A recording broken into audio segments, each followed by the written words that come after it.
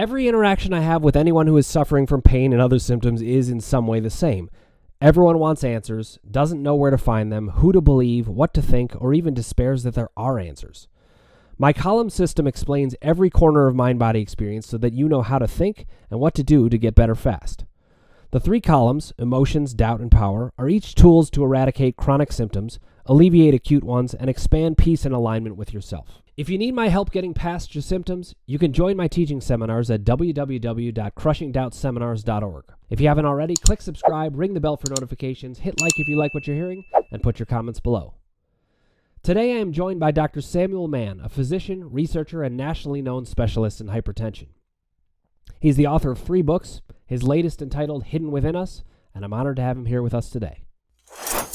Sam, I'm so excited to have you here with me for multiple reasons, but I have to start off by saying one of them is that you wrote one of the chapters in The Divided Mind, which is almost like the Bible to me, at least at one point, when I was figuring out how to get out of 8 years of back pain. And the fact that there were so many different practitioners from different parts of the medical field or therapists that all supported the same view was incredibly comforting to me. So I want to thank you personally because your chapter really did help me. Thank you. Well, thank you for being here. Every person that I bring on, they usually get subjected to the same first question, which is essentially, how did you get involved in this field? How did you discover the whole mind-body experience? People come to it different ways. I just want to hear your version. Oh, it's interesting. My specialty is hypertension, internal medicine, but hypertension. Hypertension was always the condition that people thought of as a mind-body disorder. More mind-body research was spent on hypertension than probably any other medical condition. And at the end of a half a century of that research, it led nowhere. They couldn't prove that emotional distress, anger, anxiety, depression caused hypertension. And they couldn't prove that relaxation techniques, biofeedback, or anything alleviated hypertension. And that was point number 1. And as and in my book, Hidden Within Us, one of the first things I point out is that I think 90% of people with hypertension, it is not a mind-body disorder. And but where it is totally different. And as I discuss in the book, patients opened my eyes to it. Listen to the patient and all of a sudden realized, oh my gosh, look what this patient is telling me. And I could give you 1 or 2 of those cases that just make it so clear. There's one hypertensive disorder called paroxysmal hypertension, and where patients experience sudden episodes of symptomatic and severe blood pressure elevation. Their pressure is fine, and then all of a sudden they have a headache, their pressure is sky high, stays elevated for hours, and then comes down. And physicians look for an adrenaline-secreting tumor, which you find in 1% of cases. The other 99% had remained a total mystery for decades. So I'm seeing a patient with that disorder, and I look for mind-body, and no stress, he's married, everything is good. The only thing is something that stood out in his childhood, and that was he was a Holocaust survivor, decades earlier. And I wondered, this form of hypertension, which is probably related to the sympathetic nervous system, and he has no stress, but he has this history, could it be related? And I expressed that thought to him, and he immediately discounted that idea because he said it was decades ago and it never affected him emotionally. Mm-hmm. And that was an aha moment. To be a Holocaust survivor, and he had a horrible experience, to say it never affected him, he has to be repressing the emotion, and he doesn't even know it. Yeah. And then I found patient after patient with that disorder had a story. And that started me. And then I began to realize people with other medical conditions, and there are so many prevalent medical conditions that to this day, we don't fully understand the cause. And one after another, patients have stories. And it's not that repressed emotions are the cause of every disorder in every patient with every disorder. No, absolutely not. But it's obvious in a lot of conditions. Now, so you didn't even know Dr. Sarno or of Dr. Sarno when you were discovering this, it sounds like. You were just kind of on your own path noticing these things. I knew Dr. Sarno for about a decade before he died. And timing wise, yes, I knew it before I met him. Mm-hmm. And we knew somebody in common who introduced us. And I spent time with him, and we had dinner, and he invited me to write the chapter. And we always had wonderful discussions and similar viewpoint. There are differences between our viewpoints, but obviously a basic similar understanding. Yeah. So when was the turning point for you realizing that? I don't know if it was this particular patient who had been through the Holocaust as a child or what.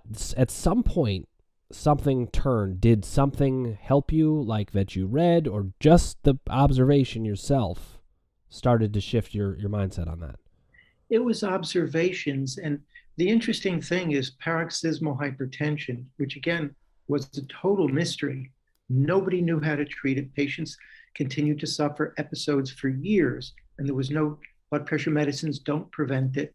And I was seeing case after case because I'm a specialist in hypertension, and the patients come to me because they're suffering and nobody knows what it is. So I was seeing story after story, and then also saw how that understanding, importantly, led to successful treatment in over 90% of patients. And it's not like my perception differs from other perceptions about the disorder. There's no other opinion out there. Wow. Well, that's extremely convincing that it all runs in the same direction. If I'm remembering correctly, in the chapter you wrote in The Divided Mind, I hope I'm remembering this correctly, but one of the things I'm remembering is that there's certain medications that when you give them to someone that has essential hypertension versus paroxysmal, I hope I'm saying that right. Paroxysmal. There's a big difference in what happens with the medication. Is that part of how you distinguish between the two? Two parts to that explanation. When we're talking about hypertension, high blood pressure, we're talking about two main mechanisms that we treat with medication. Hypertension that's driven by the kidneys, and alternatively, hypertension that's driven by the sympathetic nervous system. And the sympathetic nervous system is driven by emotion. So you or I or anybody, if we get upset or angry, our pressure goes up because of stimulation of sympathetic nervous system, fight or flight reflex. That's normal. Everybody's pressure goes up in the moment when we get angry or upset, and then it comes down. Normal physiology. With hypertension, most of hypertension is driven by the kidneys, genetics, salt retention, health habits, and most patients are successfully treated with drugs that target the kidneys. A smaller percentage are not controlled with that medication, but are controlled with medications that block the sympathetic nervous system, such as alpha blockers and beta blockers. If I have patients where it is emotion-driven hypertension, I would start with the alpha and beta blockers rather than a diuretic, which removes sodium. With paroxysmal hypertension, even the alpha and beta blocker don't prevent the episodes. They're successful in lowering pressure during an episode, but they don't prevent them. And as with that Holocaust survivor, he had been on every blood pressure drug without any benefit. And I thought, well, as long as I'm seeing a guy who has a huge amount of emotion locked away inside, unbeknownst to him, maybe a drug that would push those emotions further away from consciousness might work. Let's try an antidepressant. I suggested it. And in medicine, we call this an N of 1 experiment. And I tell the patient, this is an experiment. Let's see what happens. We have nothing to lose. He got angry at me because he wasn't depressed, he wasn't anxious, and he did not come back for 3 months. He came back, he had no choice. He tried it, never had an attack again after that. And I've used it with other patients, and I very recently published a paper with 23 patients treated with an antidepressant. 21 of the 23 responded in a condition that nobody knew how to treat. Wow. Well, so you know this well. Dr. Sarno talked about the importance of accepting the diagnosis. And I'm curious what that's generally like for you. Do you find that people have a hard time accepting this generally? I know the one patient did, but is that the rule or the exception? What do you find in that? And is that changing? That's a huge component of this, and a very difficult one. I had to learn how to talk to patients, and it took years. A typical reaction would be the patient just couldn't see it at all because they don't feel any of the emotion. You're saying it's mind body, but I don't feel any emotion. You don't know what you're talking about. Mm-hmm. Another reaction would be, oh, you're calling me crazy. Mm-hmm. And I had to learn how to talk to patients. And actually, it became easier because the understanding is the opposite of you're crazy. The understanding that I convey is you went through hell and you were fortunate that your mind did exactly what you needed it to do at that time. You survived because your mind repressed what would have been overwhelming to you. You were resilient because of repression. Yeah, that's amazing. Psychopathology. Right. It's a great way of phrasing it because instead of thinking, oh, it's in your head and you're crazy, no, this is sanity. To be able to get through these things, that's where the psychological defense came in. Yeah, and it's interesting. When you think of evolution had to give mankind the ability to repress because certain horrendous things we could not tolerate if we did not have the ability to repress somewhat or even completely at the time. Yeah. So one of the things I'm wondering about, Sam, is one of the things that happens in our field, I say ours, meaning the mind-body field, we have this funny thing where medical doctors may need to wade into psychological territory in certain ways, at least to be able to discuss these things. And psychologists like myself need to be able to weigh in, not on medical issues in terms of what's happening medically, but we're talking about physical things. So we have this funny thing where nobody's trained in all of it, generally speaking. And I wondered what that was like for you to have to wade into the psychological side of things. Like you said, you had to learn to talk to patients about it. How did you go about doing that? Where did you find that information? Right. I mean, what's interesting about it is that the patients don't come to me to deal with a mind-body problem. They come to me to deal with uncontrollable hypertension. It's my specialty. Mm-hmm. Or other medical conditions. And they come to see me as a physician, not as a psychologist. Many patients have anxiety or other issues, and that may or may not be related, but they're not coming to me for that. So they're not expecting this discussion, but it becomes obvious in taking the history. Also, psychologists don't see these patients because they don't have the psychological manifestation from trauma. And I want to emphasize, it's not just trauma. It could be patients have a story, I'd say even a past history of severe, prolonged stress, even in the absence of, quote, trauma. There's a lot that people had to repress. Mm-hmm. And psychologists don't see these patients because they're not anxious, they're not depressed, they have no reason to go to a psychologist. Psychologists can't write about these patients because they don't see them. It's so fascinating. I mean, you're really right. The patients, they end up kind of self-selecting into a portion of treatment that doesn't necessarily take them where they need to go. But meanwhile, the symptoms are expressing all of these important things. Yeah. So go ahead. Yeah, and that's exactly why I had to write the book. That's exactly what I was going to ask you, because this is your third book, if I understand correctly. Yeah. Okay. What were your first two books about, and then what made you write this one? The first book was about the mind-body connection, about the role of repressed emotions. The second book was about blood pressure medications. And the main point of the second book is that we have the medications to control hypertension, almost everybody, without side effects. The problem is the medications are not being prescribed correctly, and either the pressure is not controlled or people are living with side effects that are avoidable. That's what the second book is about. It's for patients and it's for physicians, medication treatment of hypertension.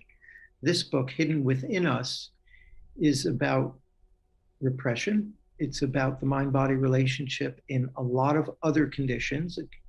Again, an accumulation of clinical experience and also what the literature does and does not tell us. And so this book is about many medical conditions where the mind-body connection is not recognized because the emotions are repressed. Well, that leads me to the next thought I was having. I actually was thinking I might ask this before the book, but it's funny how it ended up coming out this way, which is great. One of the things that I often get asked about, because I recovered from 8 years of back pain, and Dr. Sarno talks about back pain. I mean, healing back pain is directly about back pain. But as Dr. Sarno's work evolved, it became very clear it's about other things, and that's why he brought in doctors like you to talk about these other conditions. So I tend to be very eager to remind people that it's not just pain, it's symptoms across the board. But I wanted to compare notes about this with you, because the way that I think about it is, if the body can functionally do it already, there should be no reason that the mind can't co-opt that process to make it a mind-body process. So as a result, I think virtually any symptom can be a mind-body symptom. That doesn't mean it is. In fact, first thing I say is go to a medical doctor. You must make sure this is not a medical condition, and I prefer them to get checked out by somebody who's mind-body informed as well, if possible. But what do you think about that idea that if the body can do it, TMS can use it? TMS, as Sarno called it. I'm curious what you think about that. Right. Well, a couple of points come up right away. First of all, in terms of my discussions with Dr. Sarno, one thing I recognize as a difference between his experience and my experience that I think is hugely important. One, he is saying, yes, you have to be tested to make sure we're not missing a physical diagnosis. We agree. Where my experience is different is I am talking about patients who have a medical diagnosis, and the medical ailment, physical ailment, is being caused by repressed emotions. So, for example, some of the patients with colitis have that story. And when it is dealt with, the colitis can disappear. Another one where it's symptoms and not pathology is chronic fatigue syndrome. You can look up a half century of research. All the tests are normal. Nobody can explain why patients have it. Nobody knows how to treat it. Patients suffer for decades with fatigue. Here as well, almost every patient has a story. And I wouldn't say that every patient with chronic fatigue, but I would think a large majority of patients with chronic fatigue have a story that has not been dealt with. Almost every patient I've seen, but my experience is not massive. Inflammatory bowel disease, I'm sure there are genetic factors. I'm sure there are environmental factors that we haven't adequately figured out. But I would say there's a significant proportion where it is mind-body. Yes, there is a medical diagnosis, and yes, it is mind-body related to repressed emotions. Yeah, I have to say, I agree with you. At least I think I'm agreeing with you. Let me say it and make sure. But I think there are times where there's a mind-body condition where all the tests will check out and show there's nothing medical happening. But then there's also these mind-body conditions where something medical is happening, but it is being driven by the emotional experience in the background. Am I agreeing with you? 100%. Okay. And the reality is we know the pathology and the pathophysiology of so many medical conditions, but we don't know what triggers them. Why did this patient get it? Mm-hmm. A patient of mine who died around the age of 60 of severe colitis and repressed emotional style, but nobody had an explanation for why he had it. When I took his history, it's interesting. And as I mentioned in the book, we're taught to take a medical history, a family history. And if a parent died at a young age, we always ask, what did they die from? Because that's important to know. That's a risk factor, a genetic risk factor for the patient. So in talking to this patient with decades of colitis that killed him, he related that his father died at 41 or something. And then I asked him the question that we are not trained to ask. Oh, when he died at that young age of whatever it was, how old were you? Oh, he was 17. Mm-hmm. We're not trained to ask. I mean, I have a patient with hypertension for decades, a thin woman who developed hypertension in her 20s. No thin woman should have hypertension in her early 20s. There has to be an explanation. You go through all the tests, you find an explanation in about 10%. The other 90% are a mystery. Her father died of sudden cardiac death when she was 12 years old. Mm-hmm. Psychologically, she's fine. She has unexplained hypertension. You have to think. Now, this man with a colitis, so his father died at 17, when he was 17. Did you grieve? And he said, no, I'm tough. Oh, by the way, how old were you when the colitis started? 17. Yeah. Do you think there might be a connection? No. It's amazing how walled off the human mind needs to be. I even remember this from my own experience talking in therapy. One of the major traumas of my life, a therapist brought it up, and I was like, nah, it wasn't that big of a deal. Maybe like 15 years later, I was like, yeah, that was a big deal. It was so walled off in my mind. It's incredible. Yeah.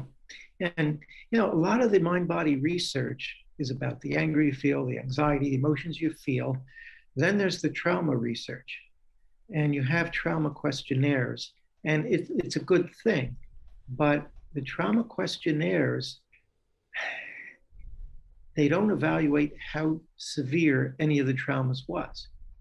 So, for example, a parent could have died when the patient was 13, but they had very little relationship with the parent. It was a chronic illness. That's much less of a trauma than a parent that they were so close to and the parent died suddenly. Right. And there's no measurements for that. Yeah. And then other aspects where there's overwhelming stress that would not necessarily count as a trauma, but you get that story and, somebody who was bullied in school and his parents did nothing about it. And he isolated himself for 4 years and now has chronic fatigue that nobody can explain. Did you go through a big portion of your career without knowing these things and then discovered it midway, or were you relatively new in your career when you hit on it? I would say I became aware of it probably about 30, 35 years ago. Well, because one of the reasons I ask is I was thinking about what this is like for medical professionals or really any professional when they see such a seismic shift in what they're seeing and they've got to shift what they do. Mm-hmm. Was that hard for you? And do you think it's hard for most people when they see it? Or maybe is it so hard that people don't even want to see it? I would use a word different than hard. I'd say fascinating, stimulating. You have no choice. And every patient is a learning experience. And I dedicate my book to my patients who have been my teachers. Mm-hmm. And there's no question about it. I learn from them. Interestingly, I have colleagues, we've worked together for over 35 years. They don't get what I'm talking about. Right. It's a concept that has not been out there very much. And it's hard to convey. One thing I like about the book is that the examples make it so clear, it's hard not to understand it. Yeah.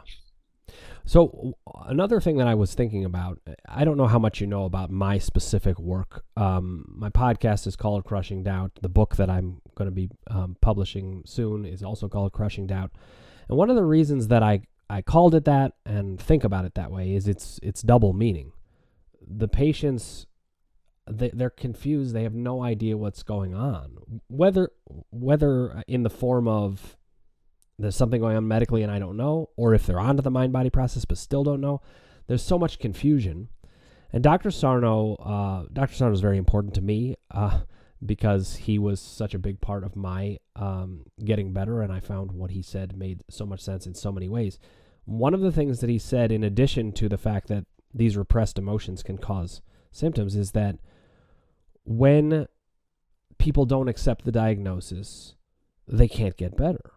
And so I thought about that, in myself, and I knew that the doubts that I had, not just about the diagnosis, but about any aspect, were playing a big role.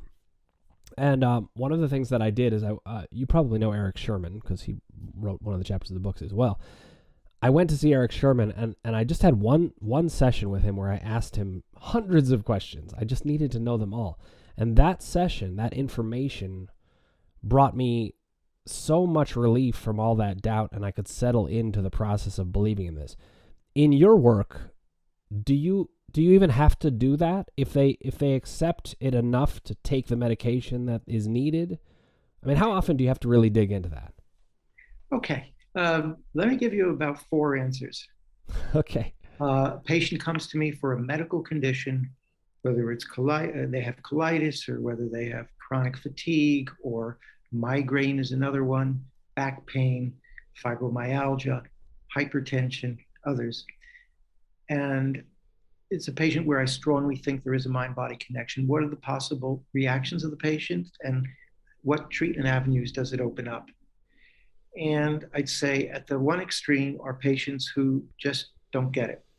They don't get the concept. A lot of people are resistant to the concept. And if they don't get it, then I'm treating them medically and give them the best of medical care. That avenue is not open. Mm-hmm. Important aspect of that I think any physician or psychologist, and again, they didn't come to me to do psychological work, is the question, can they handle the emotions that would come up? Mm-hmm. And here's a catch-22 in the right direction. If they can't handle it, it won't come up. By speaking to them about it, maybe they'll accept the understanding, but they have no access to the emotion. And like the Holocaust survivor, I'm not going to tell them, why don't you get in touch with your feelings? Mm-hmm. That's protective. That's wonderful. Then there are patients who had never considered it and can get it. And their trauma may have been not that severe, but pretty rough stuff. Sometimes that understanding comes quickly. Even at that first visit, some patients just get it. And the healing and the improvement is almost immediate. A third option would be they understand it, but they still don't have access to the emotion. That's where a role of psychotherapy would be. And they really have to have an understanding, because without the understanding, psychotherapy is a waste of time.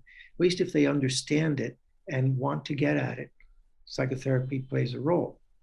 For patients who just have no access to it, medical treatment, and depending on the disorder, an antidepressant can be dramatic in its effectiveness, but it has to be offered with the understanding that, no, I don't think you have psychopathology. I think you are a resilient survivor, and you were fortunate that you were repressed, and an antidepressant can help.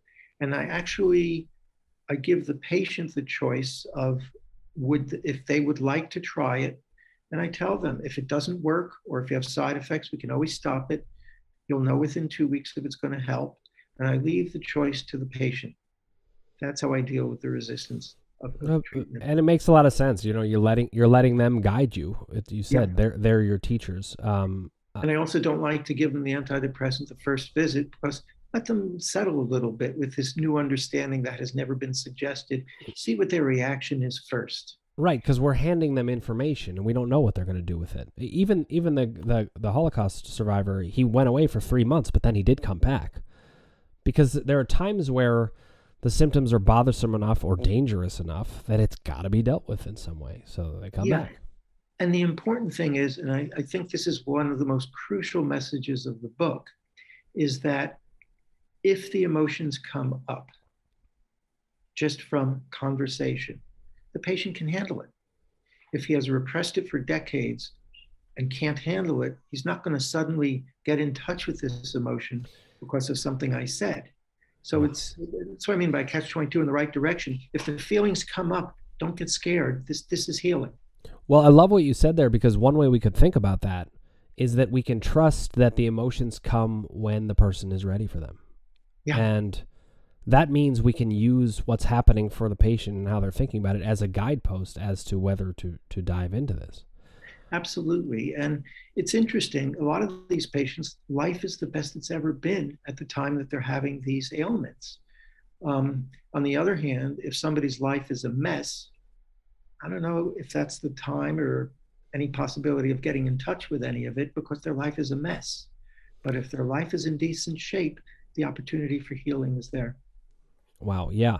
So one last question I wanted to ask you is, I wanted to get your sense of where you think we are as a society on this, if the needle has moved, because I talk to lots of people. It's not just the people that I'm treating that I talk to about this, because I have a podcast and because I'm interested in the message. I talk to people just in general, whether they're having symptoms or not. I'm telling my story. I'm telling talking about other people's stories. And it feels to me like since I discovered Dr. Sarno, there's been a lot of progress, but it's kind of hard for me to know because I'm so up close to it, and maybe you are too. Do you have a sense of whether we're evolving as a society about this? On the issue of repressed emotions, I don't think we have evolved that much. And again, it depends on the nature of it. I mean, if you talk back pain, I think a lot of people are aware that, hey, there might be a mind-body connection. As far as medical illness, and again, after a half century of mind-body research, none of which looked at repressed emotions. And, that's why I wrote the book, because this is a new understanding of the mind-body condition that has not been an object of research. And getting in touch has never even been suggested, that emotions that we're not aware of. So no. And I think, it's amazing. Up until Freud, the idea of repressed emotions had never even been broached. Right. And I think what Freud dealt with, though, is failed repression. They're psychotic. They have psychological issues that are resulting from prior trauma. I'm talking about people whose repression was successful. Right. It's not psychopathology. Their repression was successful, and it would never occur to anybody. And I emphasize again and again, repression is a gift. Evolution had to give it to us. And it is, if you look at books on resilience, they don't even mention the word repression. Right. Well, I think that with books like yours and mine coming out, we can keep pushing for this awareness. I do feel a little more optimistic about it in general. I would say that you're probably right that people haven't come that far with the idea of repressed emotions, if we phrase it that way. But it's funny because when you talk about it in these lay terms that are more just like, what goes on in your brain can alter what goes on in your body, I've found people are like, they're much more open to that about certain things. Yeah. You're probably in a tougher spot because when you're dealing with serious medical conditions, potentially, that also have that overlap, people are much more skeptical in that area from what I've seen. Yeah, and what's amazing about it is that you needed no technology to come up with the role of repressed emotions. No technology was necessary whatsoever, and yet it doesn't even exist in any literature until Freud, and even today, it barely exists. And well, that's one of the tricky parts about repression. It's not conscious, so it can dive and hide and wherever it wants. And it's part of the reason that I work so much with doubt is we've got to expose the things intellectually. We have to describe what is happening so that they can see it for themselves. And I do hope that we'll make progress with it. I'm excited to read your book, though I mentioned I can't read it until I've finished my book because more information is too much information. So, Sam, I want to thank you for joining me here today. I really appreciate your time. I am so appreciative of the chapter you wrote in The Divided Mind that helped me as well. So it's an honor to have you here, and thanks for joining me. Thank you very much. It was my pleasure and honor to be with you. All right. Hope to have you back soon, Sam. My pleasure. It's always funny for me to interview someone who was part of The Divided Mind in any way, because that book was such a lifeline for me and changed things so much for me. And meanwhile, having specialists from all different types of areas of medicine was really important to me to open the doors to see why it all made sense. A lot of times I do get questions about, well, this isn't just back pain, right? Or is this just pain? And they despair because they think it's not going to apply to them. Well, Dr. Mann, he is a guy who helps me confirm that this is very, very wide-ranging. And one of the things that I really, really loved that he said is that you can have major medical conditions that began as a mind-body process and become a medical process, have to be treated medically even, but some of the treatment can back up and treat it from that emotional standpoint. So I really felt that he and I saw that very similarly, and it's a helpful way of thinking about it. Having all of these different doctors and people from different fields seeing all the same things, we have to make sense of it all. It all has to fit together. So it's really nice to have it come together that way, and I appreciate him coming on to help us with that. If you haven't already, click subscribe, ring the bell for notifications, hit like if you like what you're hearing, and put your comments below, and we'll get back to you personally.